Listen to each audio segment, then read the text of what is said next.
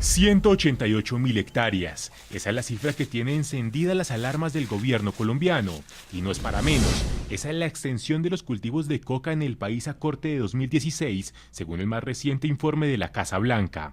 Un aumento de 29.000 hectáreas si se compara con la superficie de cultivos ilícitos en 2015, tasada en las 159.000. Hace 2 semanas, un documento del Departamento de Estado indicó que una de las razones del incremento es la presión que ejercen las FARC sobre los cultivadores. Elementos de las FARC instaron a los cultivadores de coca a plantar más, motivados supuestamente por la creencia de que el acuerdo de paz y las inversiones logradas por el gobierno colombiano se enfocarán en regiones con mayores cantidades de coca. Pero hasta allí no llega la influencia de las FARC en la cadena del tráfico de drogas en el país. Una investigación de la Fiscalía General señaló lo siguiente. Logramos establecer que las FARC han participado en toda la cadena de valor criminal del narcotráfico. Otro de los factores que habría influenciado en el crecimiento del cultivo de coca fue resaltado por la Junta Internacional de Fiscalización de Estupefacientes, organización adscrita a Naciones Unidas.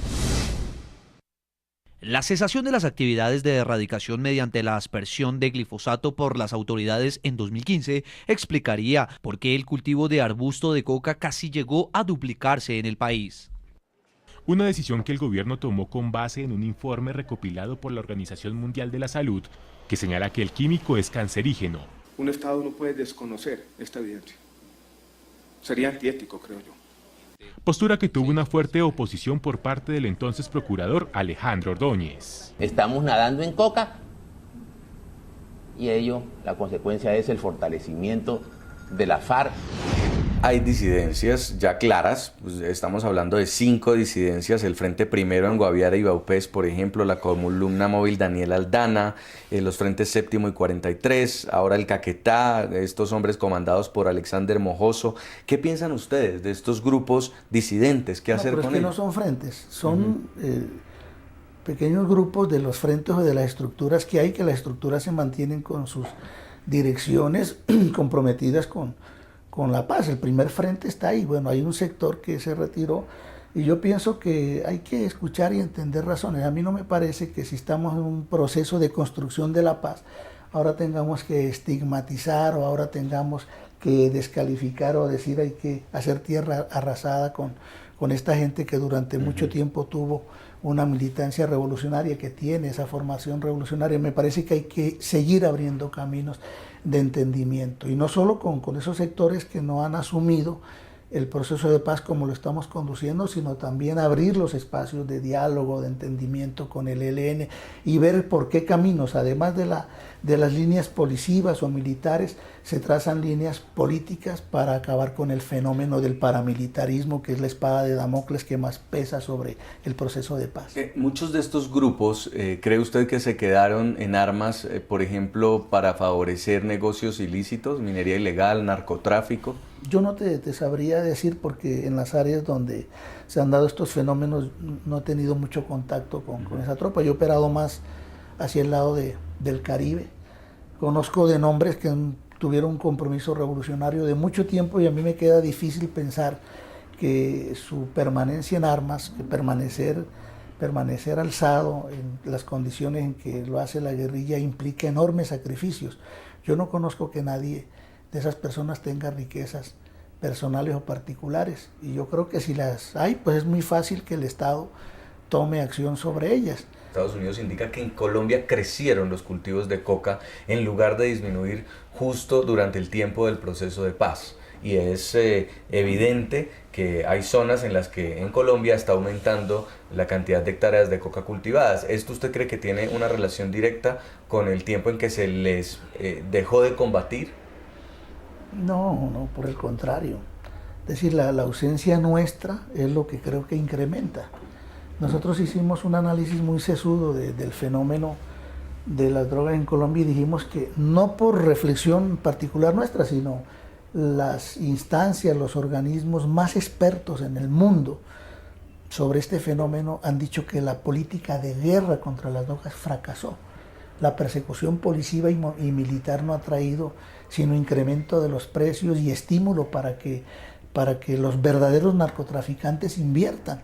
En Colombia ocurrió un fenómeno, y es que cuando las áreas de cultivo bajaron, aumentó la productividad, porque los verdaderos narcotraficantes metieron insumos y metieron tecnología para que una hectárea que producía una cantidad luego produjera por 4, y lo que se produjo fue el traslado de cultivos de una zona para otra, fue algo peor. Esta política está fracasada, y por eso en La Habana se habló de una nueva política. Si ustedes leen los acuerdos, ven que hay una nueva política y una nueva institucionalidad pactada para trazar la línea de sustitución y atacar no al eslabón más débil, sino al más fuerte, que es el de los financiadores del narcotráfico, que están indudablemente en la gran banca internacional y en el sector financiero. Aquí se está atacando son los eslabones débiles, que son entre otras cosas víctimas, que es al campesino cultivador sin darle alternativa de vida.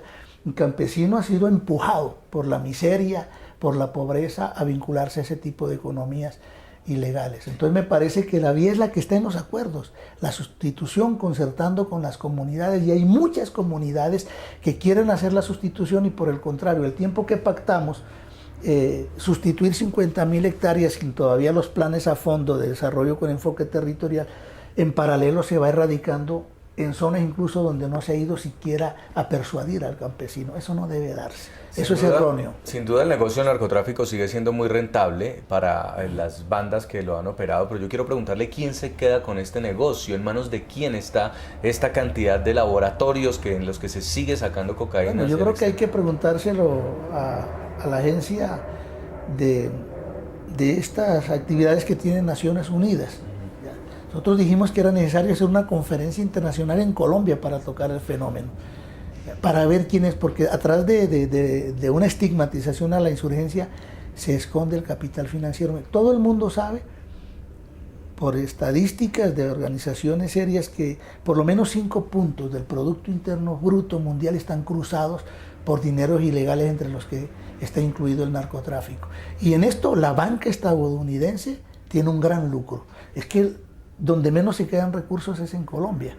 Colombia, digamos que es, en términos coloquiales, el trompo de poner, el trompo de quiñar al que todo el mundo le da, pero donde se están quedando los recursos es en manos del capital financiero. Ahí está el acuerdo.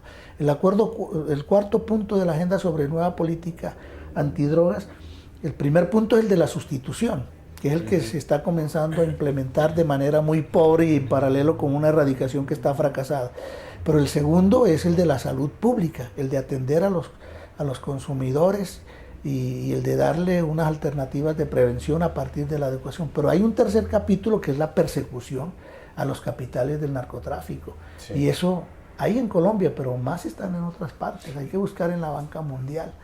Nosotros no tenemos paraísos, utilización de paraísos fiscales. Si el gobierno sabe eso, que de una vez los tome. Eso es muy fácil saberlo, ¿ya? Y si el gobierno tiene noticias de que nosotros estamos traficando, bueno, que vaya directo a los puntos. Si el ejército tiene militarizado todo el país, yo no entiendo particularmente cómo en una zona como Tumaco, donde se dice que hay más producción de coca, oiga, no estoy hablando de cocaína, de coca que en Bolivia, y donde es una zona totalmente militarizada, pueda producirse un fenómeno de tráfico como el que se dice que hay.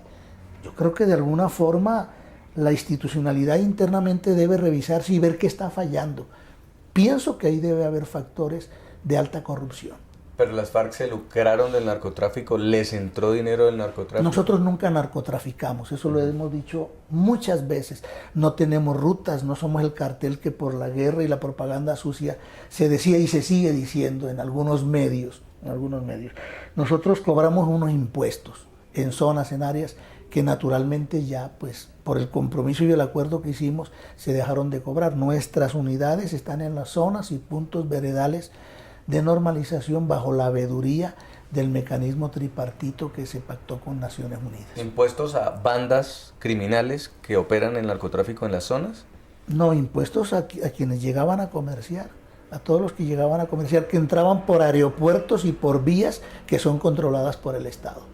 ¿Y quiénes serían estas personas, no, señor Santrich? Es decir, nosotros hicimos un acuerdo de sustitución, nosotros hicimos un acuerdo de normalización, de ayuda a los campesinos, pero no de delación. Se pactó un acuerdo que es punto 4 de la agenda, capítulo 3, que es el que hay que implementar. En eso estamos dispuestos a contribuir, pero nosotros no conocemos de rutas ni nada, nosotros conocemos de los compradores que llegaban al área, pero llegaban naturalmente bajo medidas también de clandestinidad, sin nombres propios, sin cédula de ciudadanía para presentarlo, no, ese tipo de economías no se manejan así.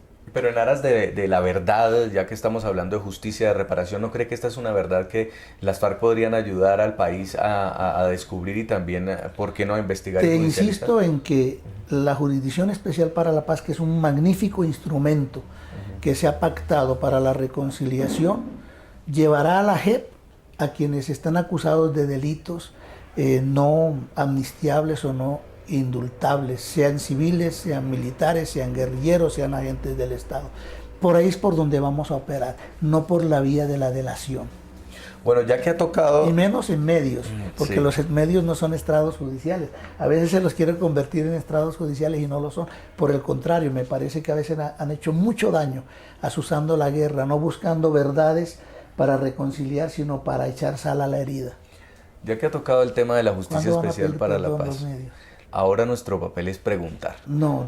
Han exigido mucho perdón y han metido mucha insidia hacia la guerra. Yo pienso que es el momento, y lo digo frente al país, ojalá este pedacito también salga, que los grandes medios de comunicación que han asusado tanto la guerra deben también sacar un momento para la introspección, para la reconciliación, mirar qué han hecho de malo y pedir perdón. Ya que ha tocado el tema de la Justicia Especial para la Paz, una reunión que causó polémica fue la que ustedes tuvieron justamente con el comité que va a elegir esos magistrados que en el futuro los van a juzgar a ustedes. ¿Por qué surgió esta reunión? Bueno, nosotros estamos hablando con todo el mundo. Hemos hablado con los parlamentarios también y no por eso tenemos incidencia sobre ellos. Hemos hablado aquí, hubo una reunión con los jueces de ejecución de penas para resolver este tema y las inconformidades que tenían con la amnistía. Se está hablando con todo el mundo porque estamos en un escenario de diálogo para decir cuáles son nuestros puntos de vista, nuestros criterios. Lo mismo, el gobierno se reunió con este equipo de personas. Yo no me atrevería a pensar que los jueces van a establecer un punto de vista presionado por el gobierno. Entonces nosotros también lo hicimos, pero no creo que ellos sean personas que se puedan dejar sugestionar por lo que digan las FARC frente a su punto de vista respecto a la paz. Es lo mismo, estamos en una situación de equilibrios, de igualdades. Yo creo que en eso los acuerdos fueron claros y fueron acertados. No son las partes las que están designando esos jueces. Es más, no son las partes las que designaron a los escogedores. Se dijo que lo haga Naciones Unidas y bueno, si ya se desconfía de Naciones Unidas, tocaría que pregunten esa instancia. Se le dijo a un organismo europeo, bueno, se le dijo al SUE aquí, al sistema universitario estatal, que ellos elijan. Y ellos han colocado a personas que pienso que tienen magníficas calidades académicas, magnífica experiencia en la judicatura y me parece que conocen del mundo. Si nosotros nos atrevemos a desconfiar de eso, pues desconfiamos del acuerdo. Esperemos que hagan una buena selección, que sea transparente, que sea a través de convocatorias, de concursos y que no sean conciliábulos como los que se están imaginando algunos. Me parece que esa elección debe hacerse de cara al país. Claro, deberá tener algunos recintos de reserva para poder trabajar, pero me parece que las hojas de vida que vayan a llegar ahí, que se vayan a escoger, deben ser presentadas ante la faz de la opinión pública nacional, no con los sesgos de la manipulación mediática, sino con sentido ético, con sentido de transparencia. Pero hay quienes dicen que estos sectores que pueden escoger a los magistrados son sectores que justamente universidades que han tenido pensamientos de izquierda o grupos afines a las FARC están participando ahí de esa escogencia y dudan de la neutralidad. Pues yo no sabía en materia universitaria que el SUE sea un aparato de las FARC. Me parece que sería algo inconcebible, insólito, extremado pensar eso. O no entiendo que la ONU, por ejemplo, tenga alguna incidencia a las FARC en la organización de Naciones Unidas. No sé, o en cualquiera de las otras. Yo no sé si de pronto allá en este organismo europeo nosotros tengamos alguna delegatura, una embajada que esté haciendo esas definiciones. Me parece que esos son extremos medio fascistoides en la propaganda para denigrar y desprestigiar de un sistema que se ha tratado de construir con la mayor transparencia. Ya regresamos con La Noche.